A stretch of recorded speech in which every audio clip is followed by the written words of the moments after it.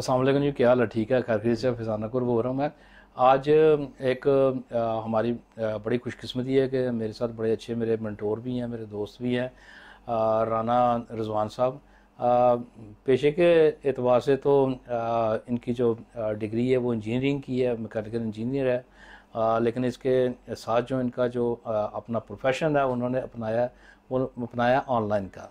तो ये as a VA virtual assistant काम करते हैं अमेज़न के लिए और ईबे के लिए। तो मेरे साथ जो इनका जो तल्लुक़ वास्ता ये पिछले साल का कोविड के दिनों से, और तब से जो ना हम इनके साथ जो ना काम कर रहे हैं बड़ा ज़बरदस्त किस्म का। तो राना साहब क्या हाल है जी? ठीक है, आप जी खैरियत से हैं? अल्हम्दुलिल्लाह फर्स्ट सर, क्लास। अल्लाह का शुक्र, ठीक तो ठाक। आपने मतलब कुछ बताएं कि आप क्या करते हैं, अमेज़न के ऊपर क्या करते हैं और क्या सर्विसेज वगैरह आप देते हैं आप उसके। सर मुझे अमेज़ॉन के ऊपर काम करते हुए तकरीबन 3 साल से ज़्यादा का अरसा हो गया।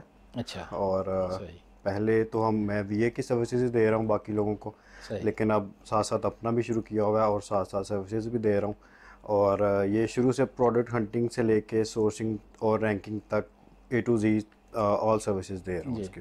राना साहब, आजकल जो लोग इसके ऊपर पाकिस्तान से बैठ के अमेज़न का अकाउंट बना रहे हैं, तो अक्सर व बेशतर का एक क्वेश्चन ये होता है कि इसके ऊपर बैंक जो है वो कौन सा इस्तेमाल करें, कौन सा बैंक जो है ना इसके साथ अटैच करें। तो क्या ख्याल है आपको, वो कौन सा बैंक होना चाहिए वो? अ, इसके दो हैं, एक तो डिपॉजिट मेथड होता है और एक चार्ज मेथड होता है। सही। जो चार्ज मेथड है वो वाला होगा जो अमेज़ॉन फीसेस आपकी चार्ज करेगा, अपनी मंथली फ़ीस करेगा या बाकी जो उसकी रिलेटेड फ़ीस होंगी वो चार्ज करेगा। वो तो आपका क्रेडिट कार्ड किसी भी बैंक का चल जाता है। डेबिट अगर कार्ड भी इसके ऊपर डेबिट चल कार्ड जाएगा? भी चल रहा है, अमेज़ॉन बैंक का चल रहा है, हाँ। इसका HBL का भी चल रहा है। हाँ बिल्कुल, मैंने खुद का भी हाँ HPL जी। का ही डेबिट कार्ड चलाया है। क्रेडिट कार्ड भी चल सकता है, डेबिट कार्ड भी। क्रेडिट कार्ड तो सारे चल रहे हैं, लेकिन डेबिट हम्म। कार्ड का किसी बैंक का चल रहा है किसी का नहीं, लेकिन ये मिज़ान और HBL का है नॉलेज में कि ये दोनों चल रहे हैं इसके। और दूसरा फिर है आपका डिपॉजिट मेथड। डिपॉजिट मेथड वो है जिसमें अमेज़ॉन ने आप जो आपकी सेल के बाद पेमेंट है वो भिजवानी है जहाँ पे। हम्म। तो ये फ़िलहाल जो है वो ट्रांसफ़र वाइज या पेनीयर के अकाउंट जो हैं बैंक अकाउंट वो एक्सेप्ट कर रहे हैं अमेज़ॉन। जी। तो राणा साहब, इसके ऊपर तरीकाकार क्या है अकाउंट बनाने का? क्या क्या चीज़ें चाहिए इसके ऊपर, डॉक्यूमेंट कौन से चाहिए जिससे जो ना ये अकाउंट बनता है ये इसका? सर जिस तरह से हम पहले बात कर रहे थे, सबसे पहली बात तो ये है कि किसी ने भी अगर अकाउंट बनाना है तो सबसे पहले वो अपनी प्रॉपर रिसर्च करे कि उसने क्या काम करना है, किस तरह से काम करना है, कौन सी प्रोडक्ट लेके आनी है, उसकी प्रोडक्ट का पूरा नॉलेज हो। जब ये सारी चीज़ें उसके माइंड में हों, काम करने का तरीकाकार हो, फिर उसके बाद वो अकाउंट साइनअप की तरफ जाए। आपके सामने ही है कि फ़िलहाल अकाउंट सस्पेंशन के रेट्स काफ़ी ज़्यादा हैं। हाँ जी। उसकी वजह ये है कि प्रॉपर नॉलेज नहीं है किसी को, और खुशी में आके तो अकाउंट साइन अप कर रहे हैं। जी। और उसका नुकसान सिर्फ ना के हाँ बंदे को बिल्कुल है ये, बल्कि बिल्कुल अपनी सही। कंट्री को भी है। अच्छा, एक और चीज़ जो असल में जो बहुत सारे लोग पूछना चाहते हैं कि इसके ऊपर फॉर एग्जांपल आपको आईडी कार्ड की ज़रूरत है, आपको NTN की भी ज़रूरत है इसकी, कंपनी और कौन सा credit card. Credit card, debit card की ज़रूरत है इसके ऊपर अकाउंट ओपन करने के जी लिए। जी। और आपका एक अपना एक एड्रेस भी होना चाहिए, और बैंक का अकाउंट नंबर। इसके अलावा भी कोई चीज़ की ज़रूरत है इसको, अकाउंट को ओपन करने के लिए? शुरू में तो आपको यही चीज़ें चाहिए होंगी: नंबर, बैंक अकाउंट, आपका एड्रेस, पासपोर्ट या फिर आईडी कार्ड इंग्लिश वाला। अच्छा, इसके अगर इसके बाद अक्सर ये आ रहा है नॉलेज में कि अकाउंट साइनअप के बाद एक दफ़ा वेरीफाई हो जाता है, लेकिन कुछ दिनों के बाद उसकी सस्पेंशन आ जाती है और फिर वो मज़ीद वेरिफिकेशन मांगता है। उसके लिए फिर आपका कोई भी यूटिलिटी बिल हो, PTCL का हो या फिर इलेक्ट्रिसिटी का बिल हो, गैस का बिल हो, वो उस बंदे के नाम पे हो जिसने अकाउंट साइनअप किया है, तो वो बाद में जो है उसकी रिक्वायरमेंट हो जाती है बिल की। ये राणा साहब एक चीज़ जो आम देखने में आई है और लोग भी इसको जो ना प्रेफर करते हैं कि जिस नाम से आपने अकाउंट अपना ओपन करना है, आपका उसी नाम का जो ना शनाख्ती कार्ड होना चाहिए, जी आईडी जी। कार्ड जो है ना उसी नाम का, आपका बैंक का अकाउंट भी होना चाहिए, डेबिट कार्ड भी उसी नाम का होना चाहिए। क्या ये दुरुस्त है, या कोई भी आप किसी और का डेबिट कार्ड या क्रेडिट कार्ड इस्तेमाल कर सकते हैं? नहीं नहीं, ये बिल्कुल सारी डिटेल सेम होनी चाहिए A to Z। आपका नाम, आईडी कार्ड के ऊपर जो नाम है, आपका जो बैंक के ऊपर नाम है और एड्रेस इनके जो है वो सारे एड्रेस भी सेम होने चाहिए।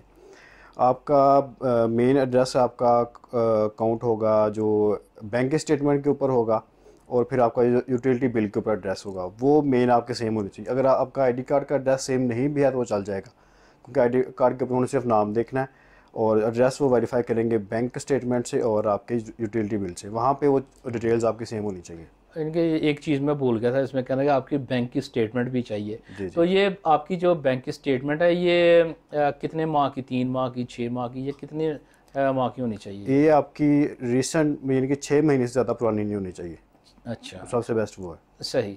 मैंने जो अपना अकाउंट बनाया है उसमें ये चीज़ें मैंने दी हैं, आईडी कार्ड दिया है, बैंक का अकाउंट दिया है, इसके साथ मैंने डेबिट कार्ड अपना लगाया है, स्टेटमेंट बैंक की दी है, एनटीएन की जो नंबर है उसका वो मैंने इसके ऊपर दिया है। और इसके बाद तकरीबन 1 हफ़्ता लगा है मुझे जो है ना इसको सारा प्रोसेस होते हुए, और 1 हफ़्ते में जो है ना वो सारा अकाउंट जो ना हमारा वो बन गया। अच्छा जी, अब अकाउंट तो बन गया, अब अकाउंट की किस्में कितनी है? फॉर एग्जांपल इंडिविजुअल और बिजनेस, और दोनों में फ़र्क क्या है उसमें? अच्छा, ये भी आपने बहुत अच्छा सवाल किया है कि अक्सर हम हमारे जो पाकिस्तानी भाई हैं वो अकाउंट साइन अप कर लेते हैं। वो जब शुरू में साइन अप करते हैं वो बनता ही प्रोफेशनल अकाउंट है जिसको बिजनेस अकाउंट कहते हैं। तो वो उसकी फ़ीस $40 है। उसमें आपको यह है कि एक तो सारी मार्केट प्लेसेस आ जाती हैं आपके पास, और फिर आपके पास ब्रांड रजिस्ट्री की ऑप्शन अभी आ जाती है, बल्कि वो तो खैर वैसे भी है। और इसमें जो मेन है ये आपका कि अगर आप फर्स्ट में लेके चल रहे हैं, एक नया बंदा है तो उसको चाहिए कि वो इंडिविजुअल अकाउंट ही साइन अप करे। अगर आप और ये अगर बाद में अपग्रेड हो हाँ जी, सकता है बाद ये? में ये बिल्कुल अपग्रेड हो सकता है।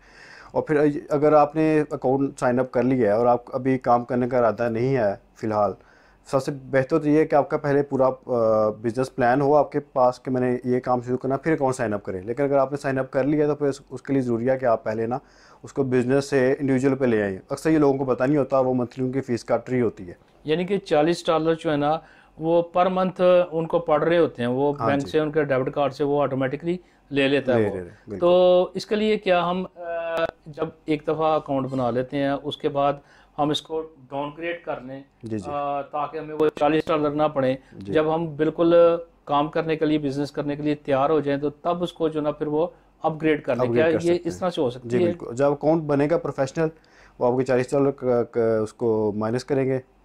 इसके बाद आप जब वेरीफाई हो जाता है अकाउंट, फिर आप उसको डाउनग्रेड कर सकते हैं इंडिविजुअल के ऊपर, फिर आपको मंथली फ़ीस नहीं कटेगी। अच्छा, तो अब ये तो मुझे बात की समझ आ गई कि इंडिविजुअल जो है ना उसकी फ़ीस कम है। इंडिविजुअल की राना साहब कितनी फ़ीस होगी इसकी? इंडिविजुअल फ्री है, उसकी फ़ीस कोई नहीं है। ये फ्री है। जी जी और इसके बाद जो जब आप प्रोफेशनल जाते हैं तो इसकी तकरीबन $40 आपने बताया है, और जब आप इसको डाउनग्रेड नहीं करते और आप काम नहीं करते तो आपको हर माह जो ना $40 जो ना वो पे करने पे पड़ते हैं। करने तो पड़ते हैं। ये राना साहब मेरा ख्याल है वो रिकमेंड करेंगे जब तक आप इसके ऊपर काम नहीं करते तो आप इसको डाउनग्रेड कर लें। अच्छा जी राना साहब, अकाउंट बन गया अब हमारा, और हमने इसको जो है ना बिजनेस अकाउंट के ऊपर ले आए, कितने ममालिक में हम जो है ना काम कर सकते हैं इसके ऊपर? ये तो Amazon.com के ऊपर अकाउंट है, और वही जो सारी मार्केट प्लेसेस है कि यूएसए सेलर को अवेलेबल है, वही सारी आपको 13 मार्केट प्लेसेस अवेलेबल है कि आप 13 मार्केट प्लेसेस के अंदर आप सेल कर सकते हैं पाकिस्तान से बैठ के। फॉर एग्जांपल इसमें अमेरिका आ जाता है, कनाडा भी है, Germany, Holland, UK, Australia, Australia, Japan और नीदरलैंड, फ्रांस, न्यूजीलैंड। नीदरलैंड्स, जी जी और ये वाले ममालिक हैं जहाँ पे। अच्छा, एक और चीज़ है राना साहब, मैं आपसे मैं बात करूँ, अगर तो एक प्रोडक्ट है वो हम कहते हैं कि ये इसको हमने अमेरिका मार्केट में जो है ना सेल करना है, वहाँ पे हमने इसको सेल करना है। दूसरी जो प्रोडक्ट है वो हम कहते हैं कि इसको हमने नीदरलैंड में करना है। तो एक ही वक्त में हम अलग-अलग इनके वेयर हाउस के ऊपर काम कर सकते हैं हम? जी बिल्कुल। आप अगर आपको लगता है कि ये मेरी फलानी प्रोडक्ट है जो कि अमेरिकन मार्केट के लिए बेस्ट है, और ये एक मेरी दूसरी प्रोडक्ट है जो कि न्यूजीलैंड मार्केट के लिए बेस्ट है, या कोई भी और मार्केट प्लेस है, तो आप अलग-अलग हर मार्केट प्लेस में शिप भी कर सकते हैं और अलग-अलग उसको हर मार्केट प्लेस के लिए लॉन्च भी कर सकते हैं। अच्छा जी, राणा साहब ब्रांड की बात हो रही है, तो ये ब्रांड क्या चीज़ होती है और इसको अमेज़न के ऊपर किस तरह से रजिस्टर करवाया जाता है, और उसका फ़ायदा क्या है इसका? ब्रांड के तो बहुत सारे फ़ायदे हैं, यानी कि आपकी एक पहचान है अमेज़ॉन के ऊपर। ये तो बल्कि रिकमेंड किया जाता है कि आप किसी भी मार्केट प्लेस में सेल करें, आपका एक आपकी एक अलग से अपनी पहचान होनी चाहिए। अगर आपका ब्रांड नहीं है तो वो तो समझ लें कि आपकी प्रोडक्ट कोई भी उठा सकता है। अगर आपकी प्रोडक्ट चल गई है तो उसको कोई भी कॉपी कर सकता है, लेकिन अगर आपका ब्रांड रजिस्टर्ड है, आपने ज़ाहिर सी बात है अगर आपने सेल करना तो आपने उसके लिए मेहनत भी करनी है, उसकी प्रोडक्ट डेवलपमेंट भी करनी है, उसका फोटोशूट भी करवाना है, सारा कुछ करवाना है। लेकिन और अगर आपका ब्रांड रजिस्टर्ड नहीं है और आपने सारी मेहनत भी की है, कल को कोई और आके उठा के ले जाता, आप उसको कुछ भी नहीं कह बिल्कुल सकते। कुछ भी नहीं हो सकता। तो ब्रांड को रजिस्टर करने का फ़ायदा ही है, जब आपकी प्रोडक्ट कल को बिकना शुरू हो जाती है, सेल होना शुरू हो जाती है, लोग इसको देखते हैं और आपके ब्रांड से आपका नाम लेके ना वो प्रोडक्ट को तलब करते हैं। जी ब्रांड से एक चीज़ और में चीज़ जहन में आती है, वो ये है कि फॉर एग्जांपल आपने अपना एक ब्रांड बनाया, मेरी कंपनी का नाम है ब्रिस्टल एंटरप्राइजेस, तो मैंने ब्रिस्टल के नाम से एक ब्रांड बनाया। तो क्या इस ब्रांड के साथ जो है ना मैं अपनी वेबसाइट भी बना सकता हूँ मैं, और उसके ऊपर भी अगर मैं काम करूँ तो कोई इतराज़ तो नहीं है अमेज़न को कोई? जी बिल्कुल, ये बल्कि बहुत अच्छी प्रैक्टिस है। आपका जो ब्रांड है अगर आपने उस मेहनत की हुई है तो आपको लाजमी चाहिए कि आपकी एक वेबसाइट भी हो, और इसको अमेज़ॉन से कोई ताल्लुक नहीं है, वो कोई इसको इशू नहीं बनाएगा कि आप अपनी वेबसाइट से भी कर रहे हो, बल्कि ये एक अच्छी प्रैक्टिस है। आपकी अपनी उस ब्रांड के नाम से आपकी अपनी वेबसाइट भी होनी चाहिए। अच्छा, ये अब हो गई, ये ब्रांड की बात भी हो गई। एक और चीज़ मैं पूछना चाहूँगा कि हमारी अब हम फॉर एग्ज़ाम्पल तैयार है, हमारे पास एक छोटी सी एक शिपमेंट बन गई है। मैं रिकमेंड ये यहाँ पे मैं करूँगा कि आप छोटे स्टेप से लें, बहुत बड़ी शिपमेंट्स जो है ना उसके ऊपर ना जाएं। राणा साहब, कम अज़ कम हम कितनी क्वांटिटी की शिपमेंट जो है ना FBA के ऊपर भेज सकते हैं हम उनके वेयर हाउस इसकी में? कम अज़ कम की लिमिट कोई नहीं है। आप चाहें तो आप अपना एक पीस भी भेज सकते एक हैं, यूनिट भी हम एक यूनिट भी भेज कर सकते सकते हैं। हैं, लेकिन उसकी स्टोरेज जो है ना वो कैसे कैलकुलेट होगी वो? वो एक अमेज़ोन के ऊपर ही है, अमेज़ोन FBA कैलकुलेटर। आप वहाँ पे जाएं और जो आप प्रोडक्ट आप सेल करना चाह रहे हैं उसी प्रोडक्ट का रिलेटेड आपका उसका SKU डालें, और वो आपको एक आइडिया दे देता है कि आपकी FBA फ़ीस कितनी होगी। उसका ASA नंबर डाल के आपको आइडिया मिल जाता है कि मेरी ये FBA फ़ीस कितनी होगी। लेकिन आपको मिनिमम क्वांटिटी का कोई वो नहीं है, आप जितने चाहें पीस भेज सकते हैं अपने प्रोडक्ट के हिसाब से। यानी कि फॉर एग्जांपल मेरी आइटम है प्लायर्स, मैं 25 प्लायर्स भी बेच सकता हूँ इसके, और मुझे अब ये देखना होगा कि ये 25 प्लायर्स जो है ना उनके जो वेयर हाउस है उसकी स्टोरेज उसकी क्या कीमत है, क्या प्राइस है उसकी। तो ये चीज़ें हमें पहले देखना होगी कि जो शिपमेंट हम उस वहाँ पे भेज रहे हैं, जो क्वांटिटी भेज रहे हैं, उसका हुजम जो है वो कितना है, और अमेज़न जो है ना वो उसके वो स्टोरेज के वो कितने पैसे लेता है। एक तो ये चीज़ है। दूसरा एक और एक चीज़ जहन में आती है कि इसको हम भेजेंगे कैसे, कोरियर से भेजेंगे, लॉजिस्टिक बाई एयर है, उससे भेजेंगे, बाई सी से करेंगे, या पोस्टल सर्विस से करेंगे, कैसे इसको जो ना हम वहाँ पे अपनी प्रोडक्ट को बेच सकते हैं? अच्छा, इसमें भी कोई नहीं है, कोई भी आप किसी भी वे के थ्रू भेज सकते हैं। आप DHL कर सकते हैं, आप पाकिस्तान पोस्ट के थ्रू भेज सकते हैं। मेन चीज़ ये है कि अमेज़ॉन के वेयर हाउस में वो चीज़ पहुंचनी चाहिए, और वो आपका स्टेटस आपका जो है वो शो होता रहता है। लेकिन मेरा ख्याल कहता है कि हम बाई एयर नहीं भेज सकते उसको। बाई एयर का मतलब ये है कि वहाँ पे अब उसको कस्टम को क्लियर कराने वाला कोई नहीं होगा। मेरे ख्याल में उनको डोर डिलीवरी चाहिए होगी। जी जी, क्या ख्याल है आपका? सबसे बेहतर प्रैक्टिस हुई आप DHL डोर डिलीवरी ही करवाएं, वो आपको कस्टम के इश्यूज़ कोई नहीं आते। छोटी छोटी शिपमेंट्स हैं, वो उसके लिए सबसे बेहतरीन प्रैक्टिस तो यही है कि आप DHL या इससे मिल जुलती सर्विसेज का इस्तेमाल करें। ये DHL वगैरह जो है ना कोरियर सर्विसेज अच्छी खासी महंगी हैं। जी जी, तो पोस्टल सर्विस के बारे में क्या ख्याल है, और क्या आने वाले वक्त में गवर्नमेंट को इस तरह का कुछ काम कर रही है कि वो स्पेशल कोई मे भी कोई प्राइस दे, कोई फ्रेट दे कि हम पोस्टल सर्विस के ज़रिए जो ना अपनी शिपमेंट्स FBA को भेज सकें हम? जी बिल्कुल, ये भी एक नॉलेज में है कि ये पाकिस्तान पोस्ट जो है वो अमेज़ॉन के वो उसके साथ अफिलिएट हो रहा है। अमेज़ॉन उसका अफिलिएटेड पोस्टिंग के लिए आ रहा है पाकिस्तान पोस्ट, और ये बिल्कुल पॉसिबल है कि पाकिस्तान पोस्ट के जो चार्जेस हैं और वो बाकी सबसे बहुत कम हो। ये गवर्नमेंट लेवल पे होगा, ज़ाहिर सी बात है, और ये बाकियों से बहुत बेहतर होगा आने वाले वक्त में। अब देखते हैं कि कब तक इसको फंक्शन होता है ये चीज़। राणा साहब, फॉर एग्जांपल मैंने शिपमेंट भेजी है, वहाँ पे सेल होना शुरू हो गई है, दी बेस्ट है, बड़ी खुशी की बात है। खुदा ना खास अगर वो सेल नहीं होती तो उसके क्या डैमरेज भी चार्जेस भी हैं FBA के, क्या उसका कोई जुर्माना फ़ाइन भी है उसका? हाँ जी बिल्कुल, अगर आपकी प्रोडक्ट सेल नहीं हो रही तो वो अमेज़ॉन आपको नोटिफाई करेगा कि आप इसको वापस मंगवा लें। अगर आप वापस नहीं मंगवाते, वो कोई एक टाइम लिमिट होता है जिसके बाद वो आपकी प्रोडक्ट वो है वो डिस्कार्ड कर देते हैं। फॉर एग्ज़ाम्पल वहाँ से पाकिस्तान वापस मंगवाना तो अच्छा खासा एक महंगा काम है और बड़ा एक जो ना हेडेक है इसमें। तो ये तो नामुमकिन होगा कि अमेरिका से वापस शिपमेंट जो है ना हम पाकिस्तान में लेके आएँ। तो उसके लिए क्या हम अमेज़न को कह सकते हैं कि वहाँ पे इसको गार्बेज कर दो या डंप कर दो या कुछ भी कर जी दो, लेकिन बिल्कुल। उसके अलग अलग से क्या वो चार्जेस जी लेंगे बिल्कुल, वो? वो आपके गार्बेज करने के, डिस्कार्ड करने के भी कुछ चार्जेस लेगा, और फिर आपकी जो प्रोडक्ट है वो डिस्कार्ड हो जाएगी और आपको मंथली फीस जो है वो ख़त्म हो जाएगी। अगर हमारी प्रोडक्ट बिक जाती है तो कितने टाइम के बाद हमें उसकी पेमेंट मिलती है? ये नॉर्मली 15 दिन का सर्कल होता है अमेज़ॉन का। 15 दिनों के बाद आपकी जो डिपॉजिट हो जाता है आपके अकाउंट में। और वो हमारे इधर जो पाकिस्तान में जो हमारा बैंक है, जो हमने उनको अपना बैंक का अकाउंट दिया, उसी में पैसे आएंगे, उसके पेमेंट आएगी, या कैसे होगा ये काम? जी, आपने जो डिपॉजिट मेथड दिया हुआ उनको, जो भी बैंक अकाउंट लगाया हुआ है, उसी में आपकी पेमेंट आ जाएगी। तो इसमें क्या कोई पेपाल का भी कोई किरदार है, या इसका कोई पेपाल का कोई जो इदारा है कोई और इस तरह का उसके साथ जो है ना वो भी कोई अटैच है इसमें, या वो डायरेक्ट आपके बैंक में ही वो पैसे आएंगे वो? नहीं, पेपाल के अमेज़ॉन के साथ कोई लिंक नहीं है। ये काफ़ी कन्फ्यूजन है लोगों को। इसमें अमेज़ॉन आपका डायरेक्ट बैंक अकाउंट ही मांगता है और वो आपके बैंक में ही डिपॉजिट करवाता है पेमेंट। पेपाल का इससे कोई लेना देना नहीं है। सही। तो ये तो होगी सारी चीज़ें कि हम अमेज़न के ऊपर किस तरह से काम कर सकते हैं, और एफपीए में जो एक बड़ी शिपमेंट जो है ना वो किस तरह से उनको भेज सकते हैं।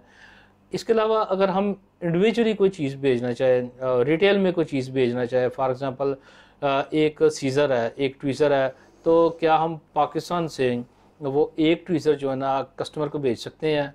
हम एफपीए की सर्विसेज नहीं लेते, तो क्या ये मुमकिन है इसके ऊपर इस तरह से? जी बिल्कुल, आप एफबीएम की बात कर रहे हैं, तो ये बिल्कुल पॉसिबल है कि अगर आपने लिस्ट कर दी आइटम और वो आपने पाकिस्तान से शिप करनी है, वो बिल्कुल बिल्कुल आप कर सकते हैं। लेकिन वो एक अच्छी प्रैक्टिस ही समझी जाती है, क्योंकि अमेज़ॉन में नॉर्मली लोग बाय करते हैं वो वाली चीज़ें जो उनको जल्दी डिलीवरी हो जाती है, और वो ज़ाहिर सी बात है एफबीए की प्रोडक्ट्स हैं। एफबीएम तो अगर आप यहाँ से भेजेंगे, बिल्कुल आप भेज सकते हैं, भेजने में इशू कोई नहीं है, लेकिन ये नॉर्मली इसका फिर सेल के चांसेस कम हो जाते हैं। सही। तो जब हम लिस्टिंग करते हैं तो लिस्टिंग के लिए फ़ोटोग्राफ किस तरह की होनी चाहिए, उसका टेक्स्ट किस तरह का होना चाहिए, या इसके साथ अगर कोई वीडियो हम लगा सकते हैं? जी बिल्कुल, ये बहुत अच्छा सवाल किया आपने। लिस्टिंग के लिए अमेज़ॉन की रिक्वायरमेंट तो ये है कि एक वाइट बैकग्राउंड के ऊपर इमेज हो, और जो आपकी प्रोडक्ट सेल हो रही है वो हाईलाइट हो। फॉर एग्जांपल, आप टेबल सेल कर रहे हैं, लेकिन आपने टेबल के साथ एक गुलदान रखा हुआ है, और पिक्चर में जो गुलदान है वो ज़्यादा हाईलाइट हो रहा है, तो वो आपकी प्रोडक्ट को आपकी इमेज को सस्पेंड कर देगा। वो कहेगा कि जो चीज़ आप बेच रहे हैं उसको हाईलाइट करें, वो इमेज आ रहा हो, वाइट बैकग्राउंड हो। पहला जो आपका इमेज होगा वो तो वाइट बैकग्राउंड में, और उसके ऊपर कोई टेक्स्ट नहीं लिखा होगा। इसके बाद जो अगले इमेजेस होंगे उसमें आप कर सकते हैं कि आप बैकग्राउंड भी किसी हद तक चेंज कर सकते हैं, उसके ऊपर टेक्स्ट भी लिख सकते हैं, और यस वीडियो भी आप डाल सकते हैं। बल्कि वीडियो वो वाली लिस्टिंग जिसकी वीडियो हो उसके साथ, उसका कन्वर्जन रेट काफ़ी ज़्यादा है, बेहतर है।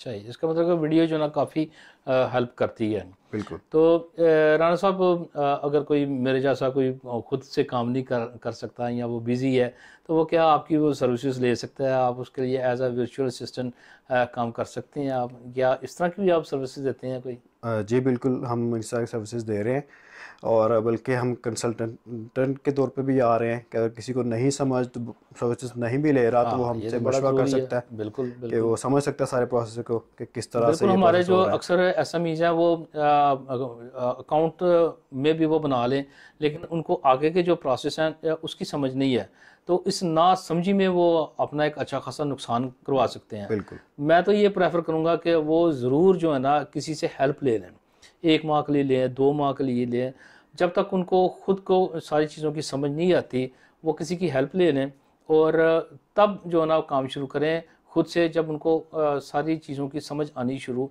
हो जाए। तो इससे ये होगा कि एक तो आपका खुद का जो है ना वो जो नुकसान जो है ना उससे आप बच सकेंगे, और नादानिस्ता तौर पे अगर आपने कोई इस तरह की कुछ उनके जो रूल्स एंड रेगुलेशन के ख़िलाफ़ कुछ काम किया है तो उसमें आपकी कंपनी बैन भी हो सकती है। और अगर ये रेशो फिर से बढ़ गई तो फिर से जो है अमेज़न इसको पाकिस्तान को जो है ना अपनी लिस्ट से हटा भी सकता है। क्या ख्याल है आपका? जी बिल्कुल। सबसे बेहतर ये है कि आपको समझ हो काम करने की। आप अगर खुद नहीं समझ पा रहे, किसी से मशवरा ले लें और बगैर किसी वजह के अकाउंट साइन अप ना करें।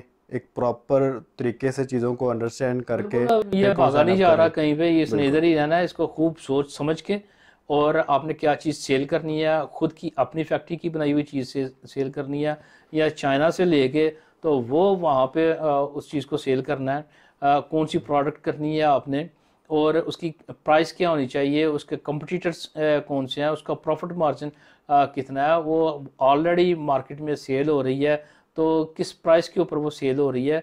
ये सारी चीज़ें जानने की आपको बड़ी सख्त ज़रूरत है इसकी। अगर ये ना करेंगे तो नुकसान होने का अंदेशा है इसका। जी बिल्कुल। बल्कि मैं एक चीज़ रिकमेंड करूँगा, हमारे जो सियालकोट के मैन्युफैक्चरर्स हैं, आप माशाल्लाह से बहुत अच्छी चीज़ें बनाते हैं।